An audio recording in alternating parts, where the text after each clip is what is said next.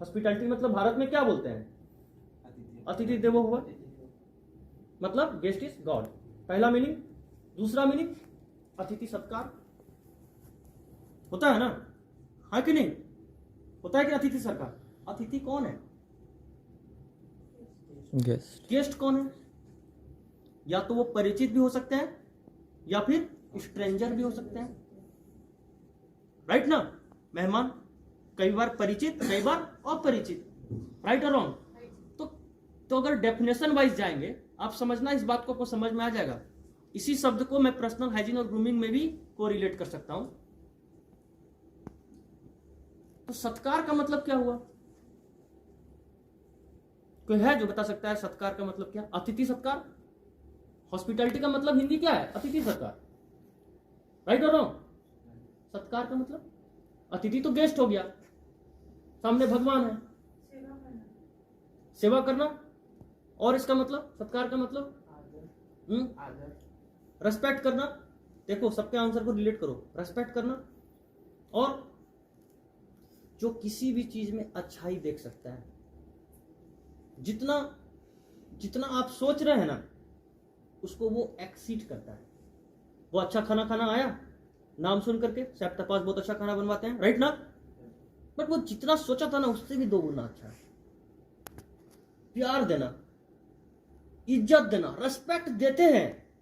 आपको एक इंग्लिश में वर्ड है सो क्यूट, मतलब प्यारे या प्यारी है, राइट ना? बट हम प्यारे नहीं बोल रहे हैं, क्यूट नहीं बोलता। आप बहुत क्यूट हो, राइट ना? बोलते हैं ना आप बहुत क्यूट हो। क्यूट नहीं बोल रहे हैं, क्या बोल रहे हैं? ही इज सो क्यूट, ये बच्चा बहुत ज्यादा क्यूट है, राइट ना? ठीक है। तो कोई भी चीज में क्या कर रहा है? एक्सीड कर रहा है। जैसे कि, तो सिर्फ सत्कार का मतलब रेस्पेक्ट नहीं है, दया नहीं है, सुरक्षा प्रदान करना। जितना सोचे थे कि सेफ है हमारा होटल, उससे ज्यादा सेफ है। जितना हम सुने थे कि एटिकेट्स स्टाफ का अच्छा है, उससे भी ज्यादा अच्छा है, राइट ना? उसको क्या बोलते हैं? हॉस्पिटैलिटी, राइट और रॉन्ग? अब डेफिनेशन वाइज में जाएंगे कि क्या है डेफिनेशन हॉस्पिटैलिटी का। अंग्रेजी में क्या बोल सकते हैं? Generous reception of guest, visitors और द स्ट्रेंजर्स, राइट और रॉन्ग? अब आपको समझ में आना चाहिए, यहां पे कितने हैं जो कि रिसेप्शन पार्टी में गए हैं? कौन कौन गए हैं आज तक रिसेप्शन पार्टी में? कोई नहीं गया है रिसेप्शन में, कोई नहीं गया है। रोज हमारे होटल में भी रिसेप्शन होता है, शादी विवाह में, है ना? अब मैं पूछता हूं रिसेप्शन का मतलब क्या होता है? बहुत बड़ी लर्निंग है ये सब चीजों से, आप अगर समझोगे तो। हम लोग रिसेप्शन में बचपन से जा रहे हैं, कभी रिसेप्शन में नहीं गए हो, रिसेप्शन पार्टी में नहीं गए हो, बहु भोज में नहीं गए हो, तो फिर क्यों नहीं समझ रहे हो? रिसेप्शन मतलब क्या होता है? रिसेप्शन मतलब क्या होता है? बहु भोज नहीं वो तो मैंने आपको नॉर्मल तरीके से समझाने के लिए बोला, मैं ऐसे ही बोलता हूं ताकि आप समझो। रिसेप्शन मतलब होता है वेलकम। तो जो बहु भोज में गए हो, वो किसको वेलकम करने के लिए है? बहु नहीं, दोनों को, राइट है ना? समझ में आया?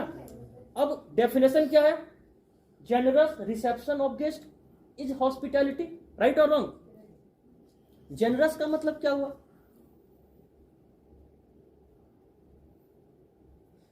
जेनरस मतलब एकदम दानवीर, एकदम दयालु।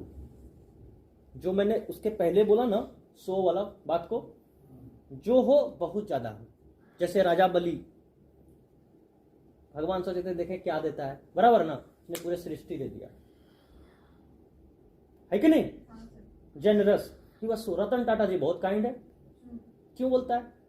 वो शब्द जो रतन टाटा जी को बोलते हैं वो किसी और के लिए है? भारत देश में नहीं है, कोई टच ही नहीं कर सकता।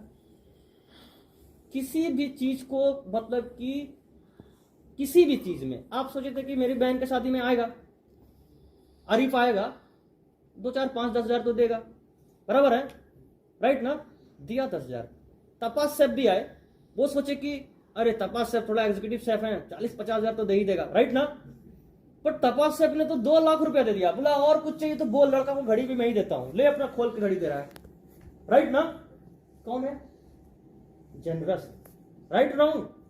आप लोग महाभारत देखे हो, उसमें कर्ण को पता था, इंद्र देवता को पता था कि अर्जुन के जो पिताश्री थे, मतलब वो मैथोलॉजिकल स्टोरी के हिसाब से, जब तक उसका कवच नहीं खुलेगा तब तक उसको भेजना मुश्किल है, बराबर है।